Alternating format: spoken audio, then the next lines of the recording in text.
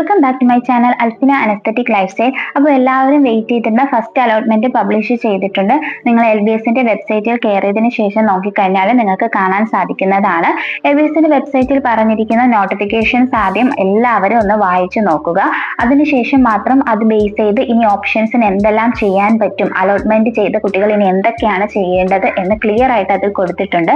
അത് വായിച്ച് മനസ്സിലാക്കിയതിനു ശേഷം മാത്രം മുന്നോട്ട് കാര്യങ്ങൾ ചെയ്യുക. അപ്പോൾ എന്താണ് നോട്ടിഫിക്കേഷനിൽ പറഞ്ഞിരിക്കുന്നത് എന്ന് നമുക്ക് നോക്കാം. The first allotment for BSc nursing has been published. എല്ലാവരും ശ്രദ്ധിക്കുക, പാരാമെഡിക്കലിൻ്റെത് വന്നിട്ടില്ല, ടൈം ആകുമ്പോൾ അപ്ഡേറ്റ് ചെയ്യുന്നതായിരിക്കും. BSc നഴ്സിംഗിന്റെ ഫസ്റ്റ് അലോട്ട്മെന്റ് ആണ്. Candidates must complete the fee payment on or before 6th August 2025 5 PM. Okay, നിങ്ങൾ ഈ സമയത്ത് തന്നെ കിട്ടിയ കുട്ടികൾ ഫസ്റ്റ് അലോട്ട്മെന്റിൽ ഏത് കോളേജിലാണോ നിങ്ങൾക്ക് കിട്ടിയത് ആ കോളേജിൽ നിങ്ങൾ അഡ്മിഷൻ എടുക്കേണ്ടതാണ്. അതിനുവേണ്ടി നിങ്ങൾ ടോക്കൺ ഫീ ഓഗസ്റ്റ് 6 5 മണിക്ക് മുന്നേ ആയിട്ട് ഓൺലൈനായിട്ട് നിങ്ങൾക്ക് അടയ്ക്കാൻ സാധിക്കുന്നതായിരിക്കും. എങ്ങനെയാണ് ഫീസ് അടയ്ക്കേണ്ടതെന്നും എത്രത്തോളമാണ് ഫീസ് വരുന്നതും എന്നതെല്ലാം നമ്മൾ വീഡിയോസ് ആയിട്ട് ചെയ്തിട്ടുണ്ട്. അപ്പോൾ ഇനി ഈ ഫീ ഇപ്പൊ നിങ്ങൾക്ക് ഇഷ്ടപ്പെടാത്ത കോളേജിലാണ് കിട്ടിയത് എന്നുണ്ടെങ്കിൽ നിങ്ങൾ ചോദിക്കാം, ഫീ അടയ്ക്കണമോ, എനിക്കിനി അടുത്ത അലോട്ട്മെന്റിന് വേണ്ടി വെയിറ്റ് ചെയ്താൽ മതിയോ എന്ന്. പറ്റില്ല. നിങ്ങൾ ഇപ്പോൾ ഈ ഫീ അടച്ചില്ല എന്നുണ്ടെങ്കിൽ നിങ്ങൾക്ക് അടുത്ത അലോട്ട്മെന്റിൽ നിങ്ങളെ പരിഗണിക്കുന്നതായിരിക്കില്ല. അതുകൊണ്ട് നിങ്ങൾ മാക്സിമം ഫീ അടച്ചു വെക്കുക. അതിനുശേഷം നെക്സ്റ്റ് അലോട്ട്മെന്റിൽ നിങ്ങൾക്ക് ഇഷ്ടപ്പെട്ട കോളേജസ് കിട്ടുമോ എന്നതനുസരിച്ച് വെയിറ്റ് ചെയ്യേണ്ടതാണ്.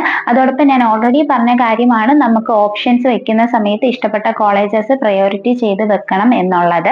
അപ്പൊ അതനുസരിച്ച് ചെയ്തവർക്ക് ഇങ്ങനെയുള്ള ഡൗട്ട്സ് വരില്ല എന്ന് വിശ്വസിക്കുന്നു. അപ്പോൾ ഇനി ഓപ്ഷൻ രജിസ്ട്രേഷനോ കാര്യങ്ങളോ നമുക്ക് ഇനി ഒന്നും ചെയ്യാൻ പറ്റില്ല. നമുക്ക് ഇനി ചെയ്യാൻ പറ്റുന്ന കാര്യങ്ങൾ, നിങ്ങൾക്ക് വേണ്ടാത്ത കോളേജസ് നിങ്ങൾക്ക് റിമൂവ് ചെയ്യാം. പിന്നെ ഞാൻ പറഞ്ഞിട്ടുണ്ടായിരുന്നു, ട്രയൽ അലോട്ട്മെന്റിലും നിങ്ങൾക്ക് ഫസ്റ്റ് അലോട്ട്മെന്റിലും കിട്ടുന്ന കോളേജസ് ഒന്നും നിങ്ങൾക്ക് ഇഷ്ടപ്പെട്ടില്ലെങ്കിൽ പോലും നിങ്ങൾ അത് റിമൂവ് ചെയ്ത് കളയാതിരിക്കുന്നതായിരിക്കും ഏറ്റവും ബെറ്റർ ആയിട്ടുള്ള ഒരു കാര്യം.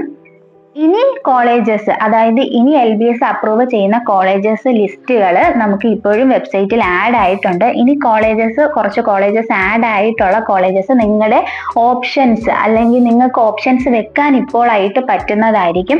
അതായത് ഇനി LBS അപ്രൂവ് ചെയ്യുന്ന കോളേജസ് മാത്രമേ ഓപ്ഷൻസ് ആയിട്ട് ആഡ് ചെയ്യാൻ പറ്റുള്ളൂ. ഓൾറെഡി അപ്രൂവ്ഡ് ആയിട്ട് വന്ന കോളേജസ് നിങ്ങൾ ഓപ്ഷൻ വെച്ചിട്ടുണ്ടാകും.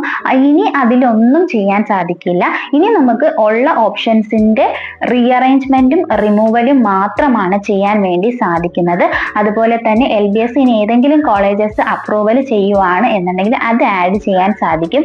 അതുപോലെ നിങ്ങളുടെ ലെഫ്റ്റിൽ കാണുന്ന 3 ലൈൻസിൽ പ്രസ് ചെയ്ത് കഴിഞ്ഞാൽ നമുക്ക് അവിടെ കോഴ്സസും റാങ്ക് ലിസ്റ്റും അലോട്ടഡ് ലിസ്റ്റും ഒക്കെ കാണാൻ സാധിക്കുന്നതാണ്.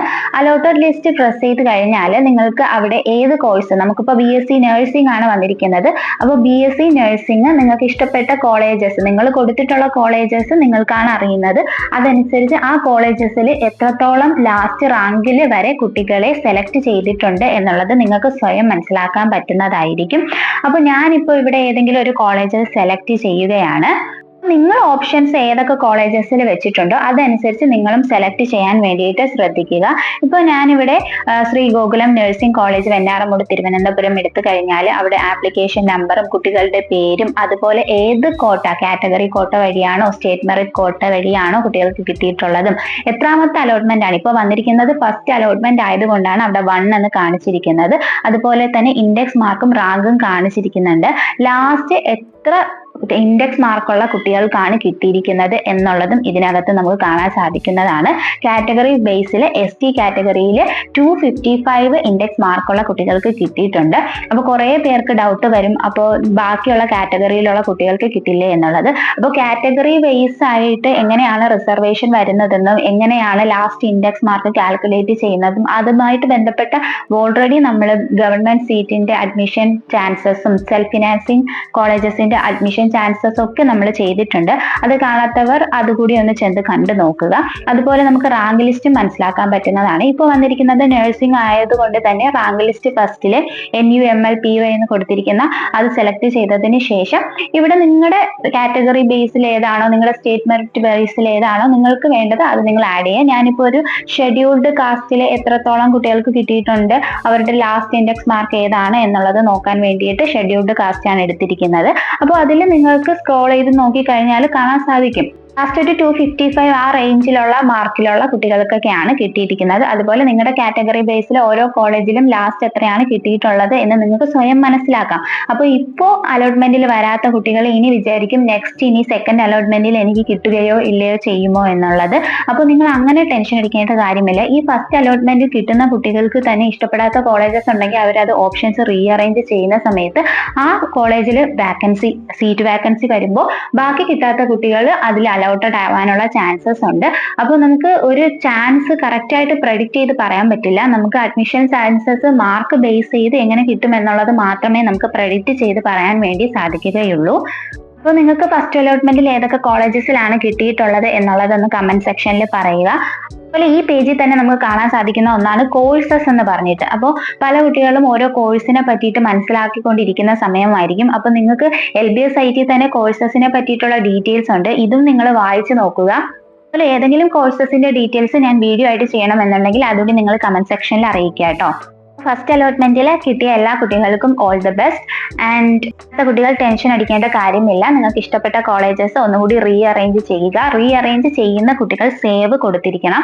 ഇനി റീഅറേഞ്ച് ചെയ്യാത്ത കുട്ടികൾ അതിലൊന്നും ചെയ്യേണ്ട. നിങ്ങൾ അടുത്ത അലോട്ട്മെന്റിന് വേണ്ടി വെയിറ്റ് ചെയ്താൽ മാത്രം മതിയാകും. അതുപോലെ ഓഗസ്റ്റ് 6-ാം തീയതി മുന്നേ തന്നെ നിങ്ങൾ ടോക്കൺ ഫീ അടച്ച് നിങ്ങൾക്ക് എവിടെയാണോ കിട്ടിയത് അവിടുത്തെ അഡ്മിഷൻ സെക്യൂർ ചെയ്ത് വെക്കുക.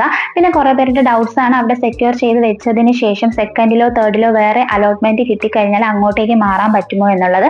അങ്ങോട്ടേക്ക് നിങ്ങൾക്ക് മാറാൻ പറ്റുന്നതായിരിക്കും. പക്ഷേ ഈ ടോക്കൺ ഫീ നിങ്ങൾ പിന്നെയും അടയ്ക്കേണ്ടതായിട്ടും ഇല്ല. അതുപോലെ നിങ്ങൾ അഡ്മിഷൻ എടുത്തില്ല, നിങ്ങൾക്ക് ആ കോളേജസ് ഒന്നും വേണ്ട എന്നുണ്ടെങ്കിൽ നിങ്ങൾക്ക് ടോക്കൺ ഫീ തിരിച്ചു കിട്ടുന്നതുമാണ്.